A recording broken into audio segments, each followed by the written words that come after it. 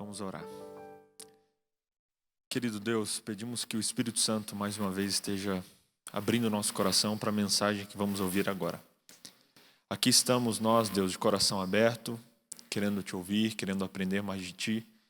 Traz, Senhor Deus, o seu recado para nós. Esteja abençoando cada um de nós que aqui estamos, aqueles que estão nos assistindo pela internet também, e que o Senhor se faça presente na nossa vida. Fale ao nosso coração, em nome de Jesus. Amém. Boa noite. Essa noite eu gostaria de refletir com vocês sobre um tema que a gente ouve bastante falar, um tema bastante comum ao cristianismo, mas que muitas vezes, até por tanto falar, a gente fica refletindo na sua realidade, vai acontecer mesmo, quando vai acontecer, que é sobre a volta de Jesus. Não trouxe nada novo para falar, mas queria refletir com você sobre o quanto nós estamos esperando. Quando a gente fala breve Jesus voltará, o quão breve é esse breve? A gente ouve nossos pais, nossos avós e tantas pessoas que já até morreram pensando nisso e a gente pensa, será que esse breve é breve mesmo? Será que Jesus vai voltar? Quando virá? Qual deve ser a minha postura? Eu queria fazer uma reflexão em cima disso nessa noite com você. Para iniciarmos, convido você a abrir sua Bíblia em João, no capítulo 14, do verso 1 ao verso 3. João, capítulo 14, versículo 1 ao versículo 3. Aqui a gente tem uma das mais bonitas, ao meu ver, promessas de Jesus Cristo para nós. João 14, verso 1 ao verso 3. E eu quero ler com você nesse momento. Diz assim: Não se turbe o vosso coração. Credes em Deus, crede também em mim. Na casa de meu pai há muitas moradas. Se assim não fora, eu vô-lo teria dito. Pois vou preparar-vos lugar. E quando eu for e vos preparar lugar, voltarei e vos receberei para mim mesmo, para que onde eu estou, estejai vós também. Essas palavras de Jesus, elas são muito especiais para nós. E elas mostram até quando a gente precisa entender e qual a importância de acreditar na volta de Jesus. Nesse momento, e eu já até falei sobre isso alguns anos atrás, acho que 1 ano e meio atrás, comentei um pouco sobre esse verso, que ele, entendendo o contexto, a gente entende um pouquinho do momento em que Jesus falou essas palavras. Se você olhar, e eu aconselho você a olhar em casa o capítulo anterior, que é o capítulo 13, a gente vê João narrando um dos momentos mais complicados da vida dos discípulos. Na minha Bíblia, eu leio o subtítulo aqui, Jesus lava os pés dos discípulos. Deve ser assim na sua Bíblia também. Essa frase que nós lemos agora, não se turbe o vosso coração, crê em Deus, tal, ela foi dita naquele último jantar de Jesus com os discípulos. Para a gente são palavras bonitas, palavras especiais, mas o momento em que elas foram ditas por Jesus não foi um momento especial e não foi um momento nada bonito para os discípulos. Para você ter ideia, nesse jantar que a gente até reproduz através da Santa Ceia, praticamente todas as crenças dos discípulos caíram no chão. Foi um jantar muito confuso para os discípulos. Primeiro, imagina comigo, Jesus chama os discípulos para um jantar. Ok, um jantar, nada novo, eles chegam. Só que quando eles chegam, eles já se deparam com a primeira situação inusitada. Não havia ninguém para lavar os pés dos discípulos que estavam ali para comer. Naquele tempo eles comiam em mesas baixinhas, então o pé ficava muito próximo da comida, e eles, antes de comer, eles lavavam as mãos. Lavavam as mãos, mas também lavavam os pés. Então, assim como hoje, né? Vou trocar o microfone. Oi. Assim como hoje a gente lava as mãos para comer, naquele tempo eles lavavam as mãos e lavavam os pés também, era uma questão de higiene. Fico imaginando a mãe chegar para comer, né? Menino, já lavou seu pé? Isso para a gente é meio estranho, né? Lavou o pé para comer, mas naquela época isso era muito comum. E quando eles chegavam para comer, geralmente tinha algum criado, algum servo para lavar o pé daqueles que ali estavam. Só que quando os discípulos chegaram, e Ellen White comenta isso com muita riqueza, não havia ninguém, nenhum criado, nenhum servo para lavar os pés dos discípulos antes de jantarem. Como bons judeus, eles não podiam comer com as mãos sujas, com o pé sujo, tinham regras muito rígidas de higiene. Só que eles ficaram olhando ali para ver quem iria lavar os pés dos outros. O lavar o pé era uma situação também um tanto humilhante pelo seguinte: quando alguém lavava o pé de outra pessoa, ele estava dizendo, olha, você é mais importante que eu. E os discípulos tinham aquelas briguinhas, né, de quem era o melhor, quem era o mais importante, a ponto de chegar a mãe de um deles e falar: olha, Jesus, quero te pedir uma coisa. Tal, o que você quer pedir? Não, que quando o seu reino chegar, que um filho meu sente à sua direita e um filho à sua esquerda. E eu fico imaginando, né, Jesus olhando para ela, falando: você podia pedir qualquer coisa, vai me pedir isso. E os discípulos tinham essas brigas, tinham esse pensamento, quem era o melhor, e nenhum deles quis ceder e ajoelhar para lavar os pés dos outros. E aí, nesse momento em que eles ficam ali, não vou lavar, quem vai lavar, não sou o mais importante, não, eu. Jesus vem com um balde e começa a lavar os pés dos discípulos. Isso, gente, foi muito assustador. Jesus, o Filho de Deus, o próprio Deus, lavando os pés deles. Tanto é que a gente lê ali no capítulo anterior que Pedro olhou para Jesus e falou: não, você não vai lavar meu pé não. Não, onde já se viu isso? Jesus olha para Pedro e fala: Pedro, se eu não lavar os seus pés, você não pode ter parte comigo. E aí Pedro, do jeito que era, né, falou: não, então não lava o pé não, lava o corpo inteiro. E aí Jesus olhou e falou: não, Pedro, só o pé é suficiente. Primeira coisa assustadora naquele jantar, Jesus lavando os pés dos discípulos. E aí continua, depois teve um segundo momento. Jesus olha para os discípulos e fala: olha, eu vou para um lugar que vocês não vão poder ir. Como assim? Como assim? Jesus vai para um lugar que a gente não vai poder ir? A maioria deles abandonou família, abandonou emprego, abandonou tudo para seguir Jesus. E Jesus chega e fala: não, eu vou para um lugar que vocês não vão poder ir. Falando isso, eles acreditavam também que Jesus ia ser um rei terreno, ainda tinham essa ideia na cabeça, embora Jesus tentou quebrar isso várias vezes, mas não tiravam isso. E eles falaram: não, como assim? A gente, vendeu e perdeu tudo por você e agora você vai para um lugar que a gente não vai poder? Como assim? E aí Jesus olha para os discípulos e fala: olha, um de vocês essa noite vai me trair. Como assim essa noite? O que vai acontecer essa noite? Alguém trair? Como assim? Se não bastasse, Judas sai do jantar, do nada. Pedro fala: não, eu não vou te trair, olha, estou contigo até o final. E Jesus fala: Pedro, antes que o galo cante, você vai me trair, vai me negar por 3 vezes. Como assim, se Pedro negar Jesus? Imagina os discípulos pensando: o que vai acontecer de mim? Gente, num jantar, tudo que eles acreditavam foi colocado no chão. Embora pareça bonito, a gente vê a cena da Santa Ceia ali nos filmes, para os discípulos foi um momento muito difícil, foi um momento muito complexo. E aí, nesse momento em que os discípulos estavam preocupados, estavam sem esperança, estavam assustados com tudo que Jesus estava falando, Jesus olha para eles e fala essas palavras. Em outras palavras, ele diz, capítulo 14 de João: não se turbe o vosso coração, não fiquem preocupados. Olha, eu sei que tem muita coisa complexa, eu sei que eu passei muita informação para vocês, mas olha, não fiquem preocupados, não fiquem atribulados, não fiquem com o coração preocupado. E interessante, Jesus não só fala: não fica preocupado, tudo vai se resolver, não, mas ele fala o que eles têm que fazer. Fala: olha, não se turbe o vosso coração. Primeiro, creia em Deus. E quando ele fala essa expressão Deus, ele evoca tudo que Deus é, tudo que ele fez pelo povo de Israel, tudo. E ele fala: creia em mim. E falando isso, ele evoca também tudo que eles viram Jesus fazendo. Ou seja, não fiquem preocupados, confiem em Deus, confiem em mim. E encerrando essa sentença, ele dá um motivo maior pelo qual eles têm que confiar, dizendo: olha, o foco não é isso aqui, o foco é lá. E ele diz: na casa do meu pai há muitos quartos, há muitas moradas. E aí ele não só fala que lá tem, mas ele fala: eu vou para lá preparar um lugar para vocês. E ele fala: depois que eu preparar, eu não vou ficar lá preparando, não, eu vou voltar, buscar vocês e levar vocês para ficarem comigo, para que onde eu estou, vocês estejam também. Gente, essa promessa ela foi dita nesse momento complexo para os discípulos, mas ela foi um alento, foi uma bênção, trazendo paz e tranquilidade para eles naquele momento difícil. A volta de Jesus ela tem essa missão na nossa vida. A missão de nos confortar nos momentos difíceis, a missão de nos ajudar nos bons momentos, para a gente não se esquecer de que, embora estejamos sendo abençoados, isso aqui não é o foco final da nossa vida. E a volta de Jesus tem a missão de que a gente entenda de que o final de tudo não é aqui. Tem algo muito, muito melhor e muito mais especial nos esperando. Jesus fez essa promessa. Jesus não mente. Se ele falou que ele vai voltar, ele vai voltar. Ele disse: eu vou preparar, e ele foi, já cumpriu essa primeira parte, ele está preparando, e eu não vejo a hora dele cumprir a segunda parte, que é voltar, nos buscar, e não só nos buscar, mas nos levar para poder morarmos com ele nas mansões celestiais. Queridos, essa é a nossa maior esperança.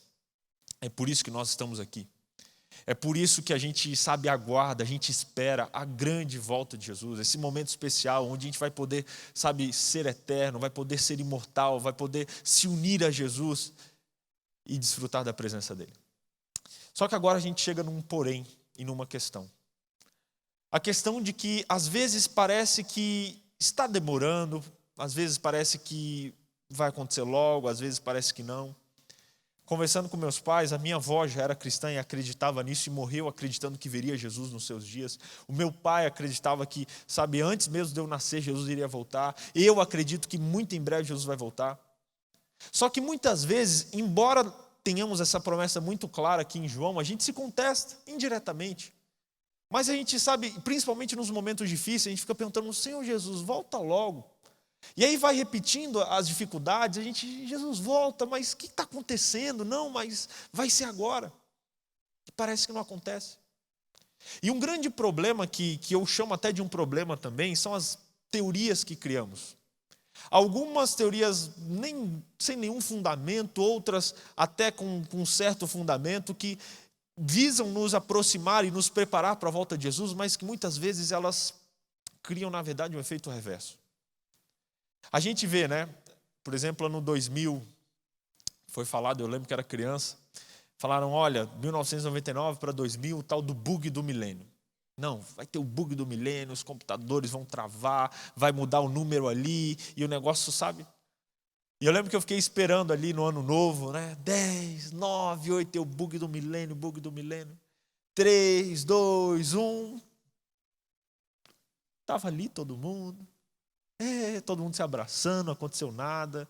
Ainda tinha aquela mesa com farofa, com uva passa, que sempre tem no ano novo, né? Não sei para quê. E todo mundo se olhando e, opa, não aconteceu nada. Tal. E pequenininho, né? Acho que eu tinha 11 anos.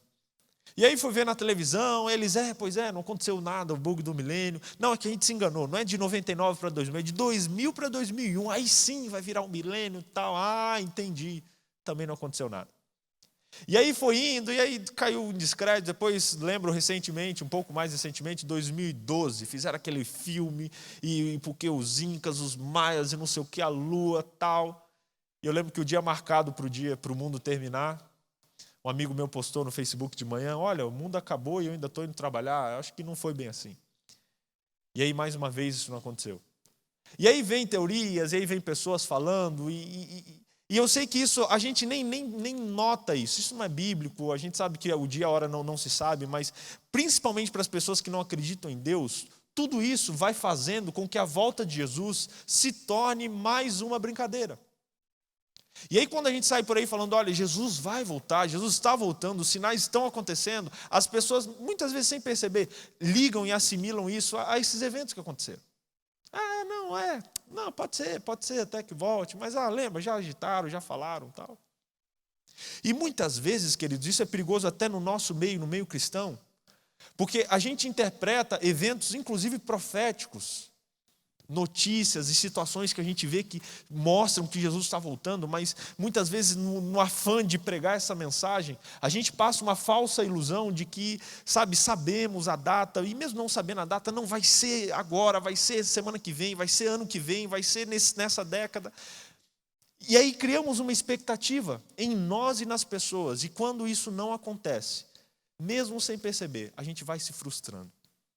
A nossa fé vai ficando minada. E muitas vezes a gente começa, sem perceber, a acreditar menos na volta de Jesus. Por isso que é muito perigoso, e por isso que Deus foi muito inteligente ao não nos revelar datas, a não falar, porque isso não cabe a nós. E aí quando eu falo que breve Jesus voltará, eu preciso entender também o que é breve. Me prevenindo desses pensamentos, me prevenindo de ficar, com alarde, mas com consciência da profecia, entendendo as profecias, sabendo que cada vez estamos mais perto e conscientemente com a presença do Espírito Santo, avaliando e entendendo o momento que estamos vivendo. Eu preciso entender o que significa o breve, até para isso me ajudar na maneira de pregar a mensagem. O que eu quero dizer quando eu falo que breve Jesus voltará? Qual será que é o objetivo dessa fala? O que quer dizer breve? Quão breve é breve? Uma explicação que eu achei a mais sensata e que me acompanha até hoje foi a explicação do Dr. Rodrigo Silva, meu professor no curso de teologia. E ele um dia na igreja explicando sobre isso, ele falou, olha gente, breve é uma questão mais qualitativa do que quantitativa. E ele explicou para a gente usando a seguinte ilustração. Ele mostrou a foto de algumas pedras, e eu queria, se possível, colocasse aqui na tela. Algumas pedras que elas estão há muito tempo prontas praticamente para cair, estão quase caindo. Tem algumas delas no Brasil, tem outras delas na Bolívia, vários lugares do mundo existem essas pedras. Se puder colocar aqui na tela, por favor. São pedras que elas estão ali por um fio suspensas, mas que fisicamente, até olhando, a gente vê que elas logo, logo vão cair. E ele contando para a gente sobre a geologia e tal, e dizendo, olha, essas pedras, segundo os estudos feitos, elas em breve vão cair. Elas estão por um triz para cair, a qualquer momento elas podem cair. Só que várias delas já estão aí, dessa maneira, há centenas de anos, talvez até alguns poucos milhares. Mas uma coisa é fato, elas estão prestes a cair. Breve essas pedras vão cair. O que significa que pode ser amanhã, pode ser daqui a um mês, pode ser daqui a um ano, pode demorar até mais tempo. Mas a qualquer momento, essas pedras podem cair. E eu achei isso muito interessante. Ele falou, gente, com a volta de Jesus é a mesma coisa.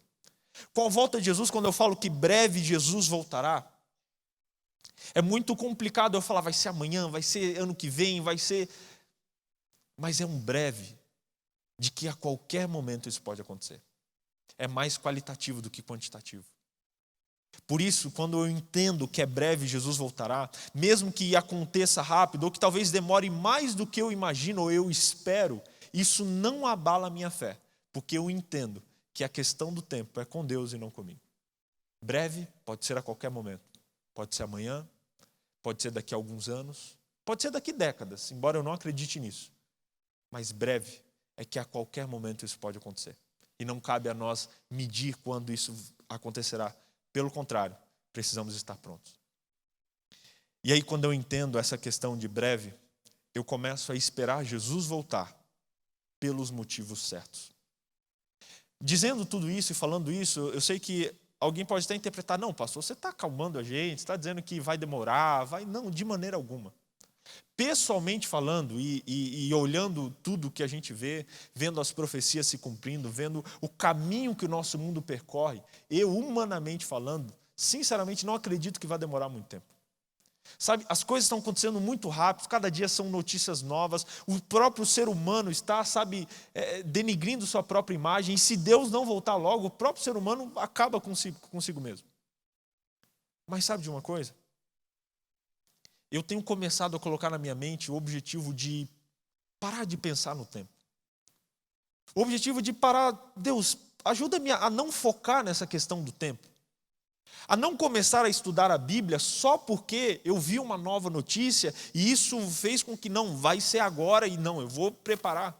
Não. Mas ajuda-me, Deus, a ter uma fé tão constante, acreditando na sua breve volta, a ponto que se eu voltar amanhã, ou se eu demorar 10, 20, 30 anos, eu vou continuar esperando com a mesma fé. Porque eu não me preparo simplesmente porque pode ser amanhã e pode me pegar desprevenido, mas eu me preparo porque eu quero estar na presença de Deus. Sabe, muitas vezes a gente se prepara para a volta de Jesus pelos motivos errados.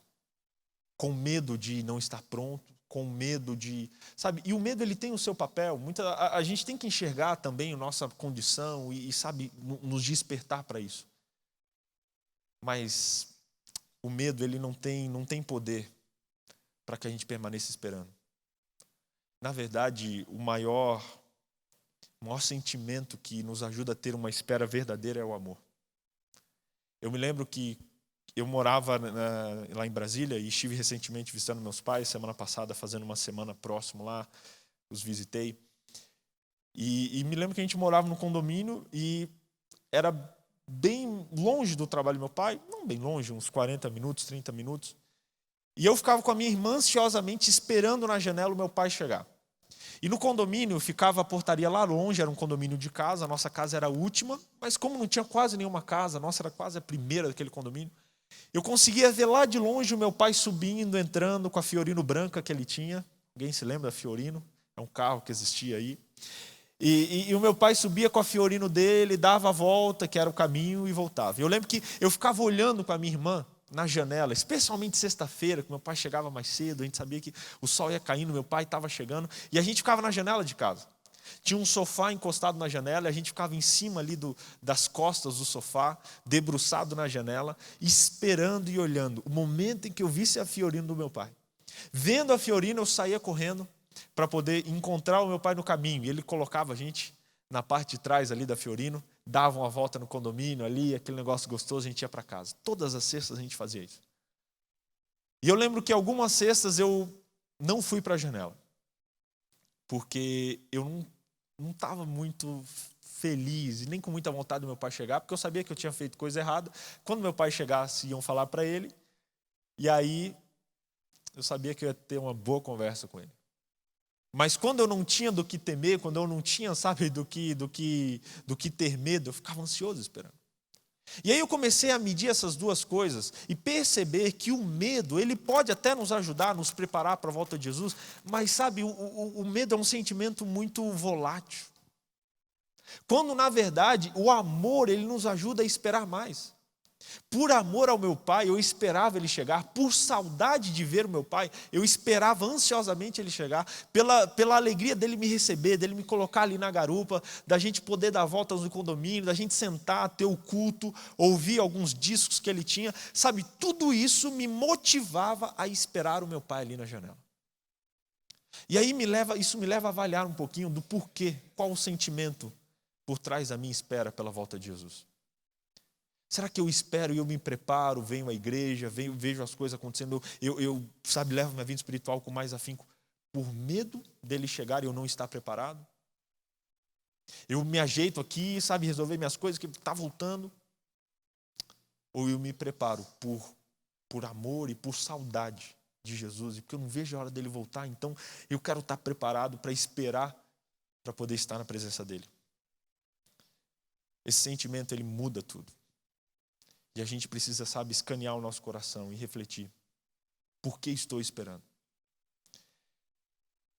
Eu estava lendo uma meditação, ganhei de presente semana passada, e nossa, como eu tenho aprendido com essa meditação. Alguns devem se lembrar, uma meditação, se eu não me engano, dos anos 80, Fé que Opera, do Morris Venden. Muito legal, um senhor me deu. E eu comecei a ler, a primeira meditação que eu li foi uma que falava sobre o céu.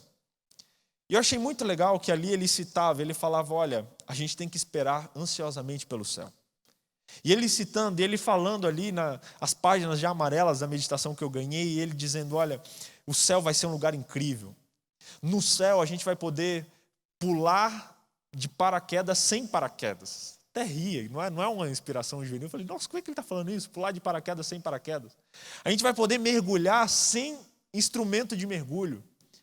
E ele começa a citar as coisas, que a gente vai poder fazer no céu, voar sem precisar de avião, vai poder viajar, vai poder conhecer as coisas. E ele fala de um jeito que eu comecei a brilhar os olhos, eu com a minha esposa.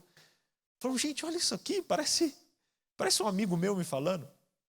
E aí eu comecei a pensar, e a gente começa a pensar no céu de outra maneira. E muitas vezes a gente enxerga o céu apenas como aquela visão distante, quando na verdade o céu é algo próximo, é um lugar de alegria, é um lugar de felicidade, é um lugar de inúmeras oportunidades, é um lugar de plenitude, é um lugar de sentimentos incríveis.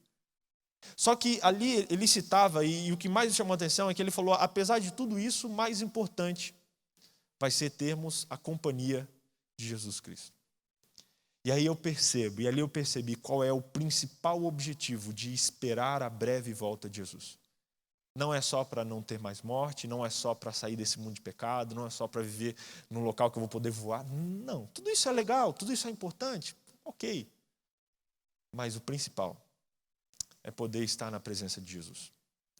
E é por isso que eu tenho que me dedicar, não apenas para estar preparado para a volta de Jesus, mas para amar e conhecer e criar um relacionamento com Jesus, que conhecendo e me relacionando com Ele, automaticamente eu vou ter saudade da presença dEle, eu vou ansiar o céu e me preparar para a volta dEle. Breve Jesus voltará. Isso não pode sair da nossa mente. A gente não pode deixar que os anos, que as dificuldades da vida, ou que às vezes, esse vai e vem dos sentimentos, influencia na nossa espera. Breve é breve. Eu preciso estar pronto todos os dias. A qualquer momento isso pode acontecer. E como eu disse, eu não acredito que demore. Acredito que seja muito rápido. Mas quer saber, independente de demorar ou não, independente de ser amanhã ou daqui 50, 100 anos, independente de eu estar vivo ou estar morto, isso não vai fazer nenhuma diferença.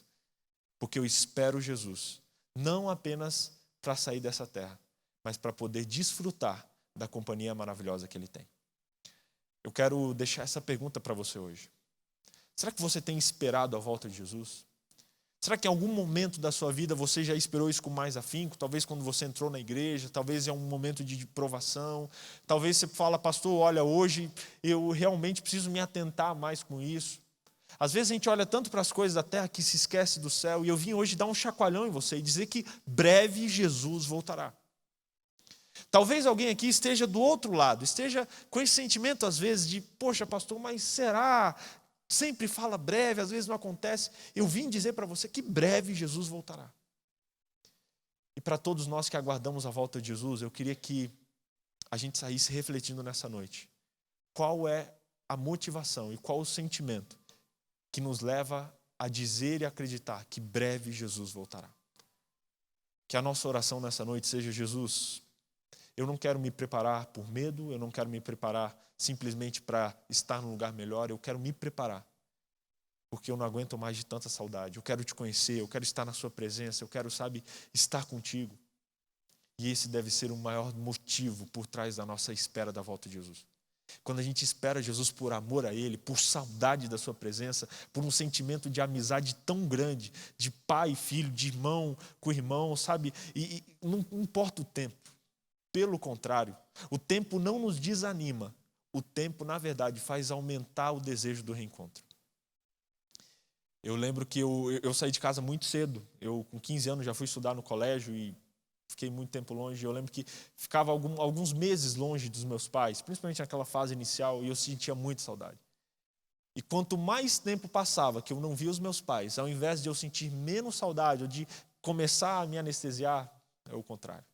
Eu amava tanto os meus pais, que quanto mais tempo eu ficava longe deles, mais saudade eu tinha e mais ansioso eu ficava pelo nosso reencontro.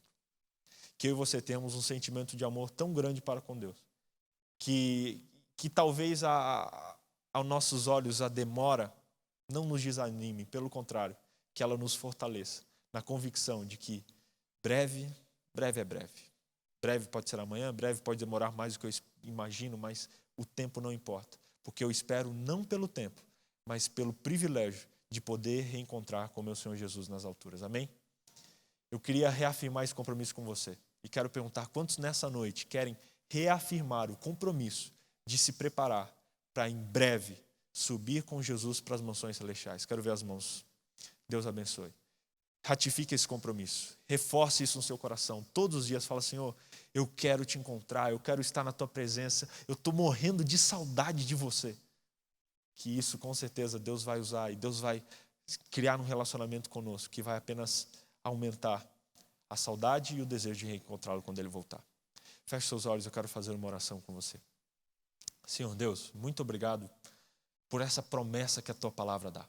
Não sou eu falando, não é ninguém falando, é o Senhor mesmo, o Senhor Jesus dizendo que breve, logo, logo Ele vai voltar.